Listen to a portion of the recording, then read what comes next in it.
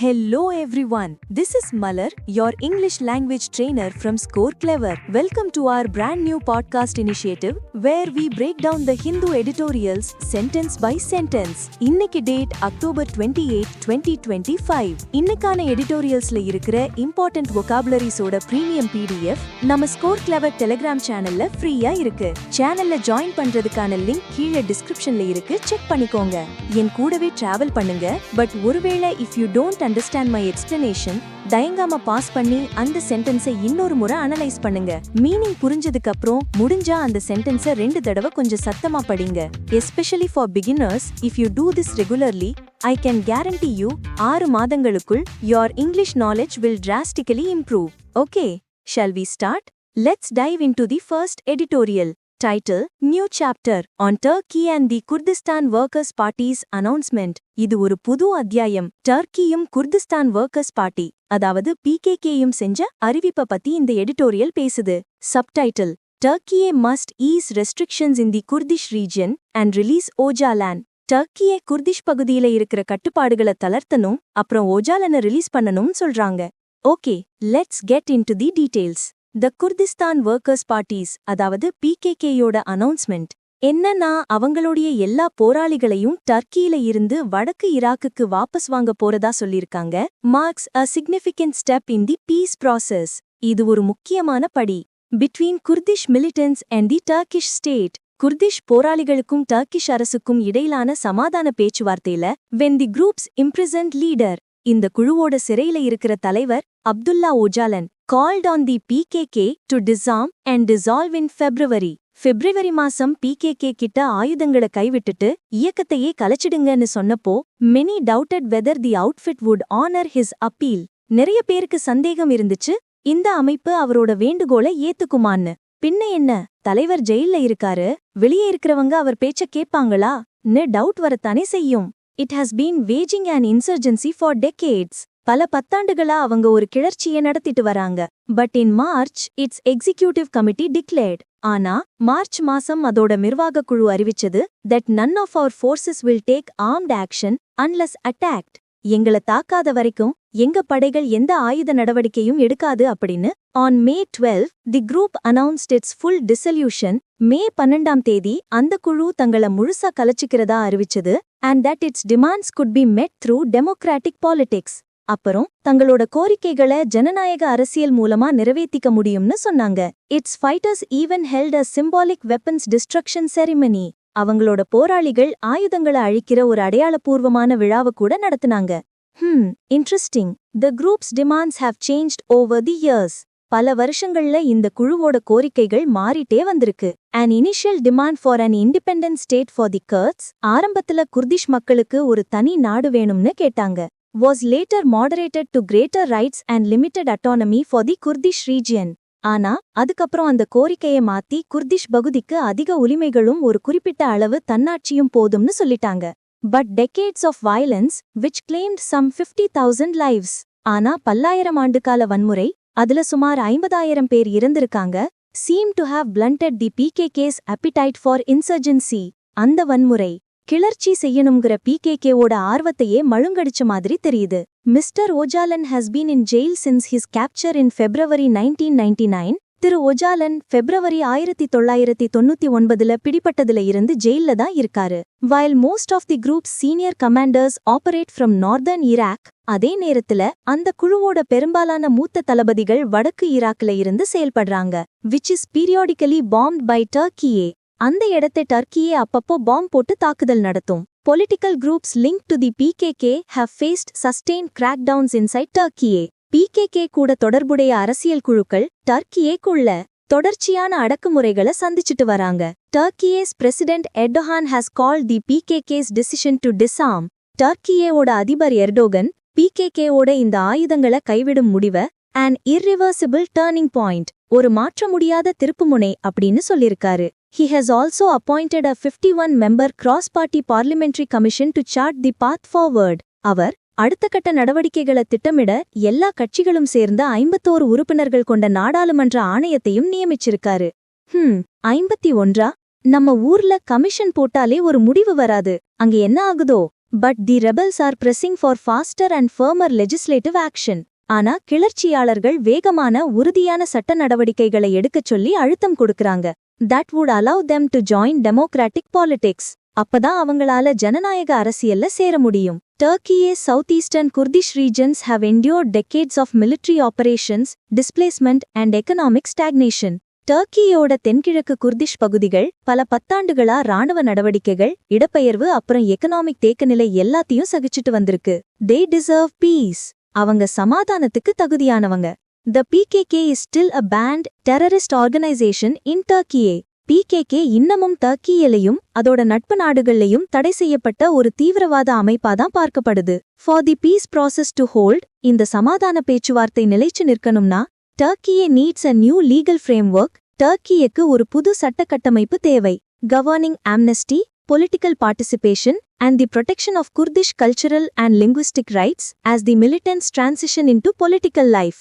இந்த போராளிகள் அரசியல் வாழ்க்கைக்குள்ள வர இந்த நேரத்துல without clear laws, disarmed PKK fighters could remain stranded in the mountains of northern Iraq. தெளிவான சட்டங்கள் இல்லேனா ஆயுதங்களை கைவிட்ட PKK போராளிகள் வடக்கு ஈராக்கோட மலைகள்ல சிக்க நேரிடலாம். While their supporters at home would feel betrayed. அதே நேரத்துல உள்நாட்டுல இருக்கிற அவங்களோட ஆதரவாளர்கள் ஏமாற்றப்பட்டதா உணர்வாங்க. Peaceful resolution of the Kurdish question. இந்த குர்திஷ் பிரச்சனைக்கு ஒரு அமைதியான தீர்வு கிடைச்சா could offer a template for addressing Kurdish grievances across the region. அது இந்த பகுதி முழுக்க, அதாவது ஈராக், சிரியா and ஈரான் போன்ற நாடுகள்ல இருக்கிற குர்திஷ் மக்களோட குறைகளை தீர்க்கிறதுக்கு ஒரு மாதிரியா அமையும். Conversely, failure could reignite Turkey's conflict and embolden hardliners elsewhere who insist that states understand only force. இதுக்கு நேர்மாறா இது தோல்வியடைஞ்சா டர்க்கியோட மோதல மறுபடியும் தூண்டிவிடும். மத்த இடங்கள்ல இருக்கிற தீவிரவாத நிலைப்பாட்டாளர்கள், அதாவது அரசாங்கங்களுக்கு வன்முறை மொழி மட்டும்தான் புரியும்னு சொல்றவங்களுக்கு இது இன்னும் தைரியத்தை கொடுக்கும். Mister Erdogan should match the PKK's decision with irreversible measures. திரு எர்டோகான் PKKவோட இந்த முடிவுக்கு ஈடு கொடுக்கும் வகையில அவரும் சில மாற்ற முடியாத நடவடிக்கைகளை எடுக்கணும், including releasing Mr. Öcalan, easing restrictions in the Kurdish region, and enacting laws that end the conflict. அதாவது ஒஜாலனை விடுதலை செய்யறது, குர்திஷ் பகுதியில கட்டுப்பாடுகளை தளர்த்துறது, அப்புறம் இந்த மோதல முடிவுக்கு கொண்டு வர மாதிரி சட்டங்கள் ஏற்றது, and open a new chapter for Turkey. இதெல்லாம் டர்க்கியேக்கு ஒரு புது அத்தியாயத்தை தொடங்கி வைக்கும். ஓகே, ஃபர்ஸ்ட் எடிட்டோரியல் முடிஞ்சுது. ஒரு சின்ன break, but a very useful break. Aspirants, உங்க எல்லாரோட பெரிய தலைவலியே vocabularies, idioms and phrases எல்லாம் ஞாபகம் இருக்குதானே? அதுக்கு ஒரு சூப்பர் சொல்யூஷன் தான் நம்ம score clever app. Google play ஸ்டோர்ல இப்பவே டவுன்லோட் பண்ணுங்க. We have a unique learning technique. ஒரு தடவை படிச்சா போதும், அப்புறம் மறக்க மாட்டீங்க. Seriously, you will never forget. ஆப்பை ட்ரை பண்ணி பாருங்க. ஓ, and one more thing. இந்த புது பாட்காஸ்ட் முயற்சி பத்தி உங்க ஃபீட்பேக்கை மறக்காம கமெண்ட்ஸ்ல சொல்லுங்க. It takes a lot of effort to create this podcast, so please எங்களுக்காக ஒரு லைக், ஷேர் and முக்கியமா சப்ஸ்கிரைப் பண்ணிடுங்க. Your support means the world to us. All right, break over. Let's get back to business. Second editorial, நம்ம ஊரு விஷயம். Title: Devil in the Details. On the next phase of the Election Commission of India's SIR. அதாவது பிரச்சனை சின்ன சின்ன விஷயங்கள்ல தான் இருக்கு. இந்திய தேர்தல் ஆணையத்தோட SIR-ஓட அடுத்த கட்டத்தை பத்தி இந்த எடிட்டோரியல் பேசுது. Subtitle: ECI's SIR must not repeat Bihar's glaring anomalies. ECI-யோட இந்த SIR பீகார்ல நடந்த அப்பட்டமான குளறுபடிகளை திரும்பவும் செய்யக்கூடாது. Let's break it down. After Bihar, the Election Commission of India, that is ECI, has now embarked on a Special Intensive Revision SIR of electoral rolls. பீகாருக்கு அப்புறமா நம்ம இந்திய தேர்தல் ஆணையம், அதாவது ECI, இப்போ வாக்காளர் பட்டியலை சரிபார்க்கிற ஒரு ஸ்பெஷல் இன்டென்சிவ் ரிவிஷன் SIR ஆரம்பிச்சிருக்காங்க. In 12 states and union territories. மொத்தம் 12 மாநிலங்கள் மற்றும் யூனியன் பிரதேசங்கள்ல. It's stated goal is unambiguous. அதோட நோக்கம் ரொம்ப தெளிவா சொல்லப்பட்டிருக்கு. To update the rolls which have been affected by frequent migration, dead voters and other inaccuracies. அடிக்கடி இடம்பெயர்பவங்க, இறந்த வாக்காளர்கள், அப்புறம் மத்த தவறுகளால பாதிக்கப்பட்ட வாக்காளர் பட்டியலை சரி பண்ணணும். which have been pointed out by political parties, the Congress in particular. இத அரசியல் கட்சிகள் குறிப்பா காங்கிரஸ் கட்சி சுட்டிக்காட்டியிருக்கு. yet the experience in Bihar suggests that ஆனாலும் பீகார்ல கிடைச்ச அனுபவம் என்ன சொல்லுதுன்னா that the process as envisaged could risk the disenfranchisement of a significant number of people. இந்த மாதிரி திட்டமிடப்பட்ட செயல்முறை ஒரு கணிசமான எண்ணிக்கையிலான மக்களோட வாக்குரிமையை பறிக்கிற அபாயத்தை உருவாக்கலாம். It was conducted on a short timeline. அது ரொம்ப குறுகிய காலக்கெடுக்குள்ள நடத்தப்பட்டுச்சு. roughly a month for enumeration and a month for claims and objections. நம்ம ஊர்ல ஒரு மாசத்துல என்னங்க முடியும்? The most significant change now is the formal provision of a notice period. இப்போ செஞ்சிருக்கிற முக்கியமான மாற்றம் என்னன்னா notice period அப்படின்னு ஒன்ன முறைப்படி கொடுத்திருக்காங்க. For hearing and verification for about 54 days. விசாரணைக்கும் சரிபார்ப்புக்கும் சுமார் 54 நாட்கள். The hurried approach in Bihar produced glaring statistical anomalies in the final roll. பீகார்ல அவசரமா செஞ்சதால இறுதி வாக்காளர் பட்டியல்ல அப்பட்டமான புள்ளி விவர குளறுபடிகள் ஏற்பட்டுச்சு. The gender ratio, அதாவது பாலின விகிதம், fell to 892 women per 1000 men from 907 in the pre-SIR roll. பாலின விகிதம், அதாவது ஜெண்டர் ரேஷியோ SIRக்கு முன்னாடி 1000 ஆண்களுக்கு 907 பெண்களா இருந்தது. இப்போ 892 குறைஞ்சிருச்சு. Well below recent survey figures for Bihar. அட பாவிங்களா, where did the women go? Women voters were disproportionately excluded. பெண் வாக்காளர்கள் அளவுக்கு அதிகமா நீக்கப்பட்டிருக்காங்க. In areas with higher female than male turnout in the general election 2024, 2024 பொதுத் தேர்தல்ல ஆண்களை விட பெண்கள் அதிகமா வாக்களிச்ச பகுதிகள்ல, particularly in the 18 to 29 age group, குறிப்பா 18 to 29 வயசுக்குட்பட்டவங்க, under the permanently shifted category, நிரந்தரமா இடம்பெயர்ந்துட்டாங்க அப்படிங்கிற கேட்டகரியில, high female turnout relative to low registration typically indicates male migration. பெண்கள் அதிகமா வாக்களிப்பதும் பதிவு குறைவா இருக்கிறதும் வழக்கமா ஆண்கள் வேலைக்காக வெளியூர் போயிட்டாங்கன்னு தான் காட்டும். Yet more women were deleted despite the SIR's stated aim to remove migrants not ordinarily resident. ஆனா வழக்கமா அங்க வசிக்காத இடம்பெயர்ந்தவங்கள நீக்கிறது தான் SIRோட நோக்கம்னு சொல்லியும் அதிகமா பெண்களோட பெயர் தான் நீக்கப்பட்டிருக்கு. What an irony. These anomalies seem to be built into the ECI's procedural framework. இந்த குளறுபடிகள் எல்லாமே ECIயோட நடைமுறை கட்டமைப்பிலேயே இருக்கிற மாதிரி தெரியுது. Where the primary onus of verification is unduly borne by citizens and party representatives, booth-level agents, beyond booth-level officers. இதுல சரிபார்க்கிற முதல் கடமை பூத்-லெவல் ஆஃபீசர்ஸை தாண்டி குடிமக்கள் மேலையும் கட்சி பிரதிநிதிகள், அதாவது பூத்-லெவல் ஏஜென்ட்ஸ் மேலையும் தேவையே இல்லாம சுமத்தப்படுது. Expecting members from parties to ensure the inclusion of all eligible voters is problematic. எல்லா தகுதியான வாக்காளர்களையும் சேர்க்கிற வேலையை கட்சி உறுப்பினர்கள் செய்வாங்கன்னு எதிர்பார்க்கிறதே சிக்கலானது. As they are more concerned about political competition. Of course, அவங்க எதுக்கு எதிர்க்கட்சிக்காரங்களோட வோட்டரை சேர்க்க போறாங்க? The ECI's non-response to the anomalies. இந்த குளறுபடிகளுக்கு ECI சரியான பதில் சொல்லல. Anyone left out can re-register with the help of BLAs. விடுபட்ட யாரு வேண்டும்னாலும் BLA உதவியுடன் மறுபடியும் பதிவு செஞ்சுக்கலாம். Is inadequate. போதவே போதாது. After the Supreme Court's intervention, the ECI had to publish lists of all excluded voters with reasons. உச்சநீதிமன்றம் தலையிட்டதுக்கு அப்புறம் ECI நீக்கப்பட்ட எல்லா வாக்காளர்களோட பட்டியலையும் காரணங்களோட வெளியிட வேண்டியிருந்தது, leading to some correction. அதனால சில திருத்தங்கள் நடந்துச்சு. An amended model is now being replicated across a larger canvas. இப்போ அந்த திருத்தப்பட்ட மாடல் தான் ஒரு பெரிய அளவுல மத்த இடங்களையும் செயல்படுத்தப்படுது.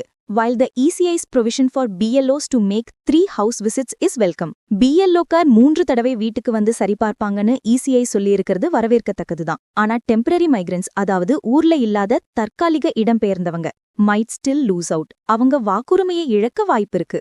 The ECI's stated mitigation. இதுக்கு ECI சொல்ற தீர்வு, allowing electors to fill the enumeration form online. வாக்காளர்கள் என்யூமரேஷன் ஃபார்மை ஆன்லைன்ல நிரப்பிக்கலாம். Is insufficient. போதாதது, this provision overlooks the digital divide and literacy challenges. இந்த ஏற்பாடு நம்ம நாட்டில் இருக்கிற டிஜிட்டல் வசதி ஏற்றத்தாழ்வுகளையும் எழுத்தறிவு சவால்களையும் கண்டுக்காம விடுது. Placing and undue burden on voters who are not physically present to be assisted by a BLO.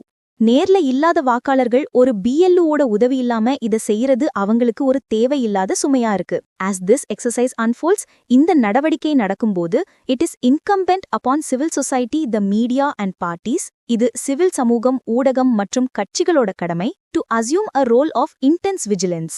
ரொம்ப தீவிரமா கண்காணிக்கிற ஒரு பங்களிப்பை அவங்க எடுத்துக்கணும். Lest this affects the integrity of India's electoral democracy. இல்லாட்டி இது இந்தியாவோட தேர்தல் ஜனநாயகத்தோட நேர்மையையே பாதிச்சிடும். And that's a wrap on the second editorial. So, that's all for today's analysis.